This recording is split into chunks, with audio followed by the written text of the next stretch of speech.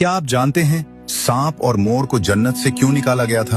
आइए जानते हैं। जब शैतान हजरत आदम अलैहिस्सलाम को सजदा करने से इनकार कर दिया, उस वक्त शैतान मरदूद और लानती हो गया। अल्लाह ताला ने शैतान को जन्नत से निकाल दिया। जन्नत में खाने पीने और घूमने फिरने के लिए सब कुछ था, लेकिन तन्हा होने की वजह से हजरत आदम अलैहिस्सलाम उदास रहते थे। फिर अल्लाह ताला ने उनकी बाईं पसली से बीबी हवा अलैहिस्सलाम को पैदा किया। इस तरह दोनों एक साथ जन्नत में खुशी खुशी रहने लगे। अल्लाह ताला ने फरमाया, तुम दोनों जन्नत में जो चाहो खाओ पियो और घूमो फिरो, लेकिन खबरदार इस दरख्त के पास मत जाना और इसका फल मत खाना। उस वक्त सांप के मुंह से खूबसूरत खुशबू आती थी और मोर बहुत ही ज्यादा खूबसूरत था। उसके पर इतने दिलकश थे कि देखने वाले हैरान रह जाते थे। एक दिन जब सांप और मोर जन्नत के बाहर गए तो उनकी मुलाकात शैतान से हुई। शैतान ने कहा, मुझे भी अपने साथ जन्नत में ले चलो। उन्होंने मना कर दिया और कहा, हम अल्लाह ताला के खौफ से तुम्हें जन्नत में नहीं ले जा सकते। लेकिन शैतान ने दोस्ती का वास्ता दिया। तब सांप ने शैतान को मशवरा दिया, तुम सांप की शक्ल इख्तियार कर लो,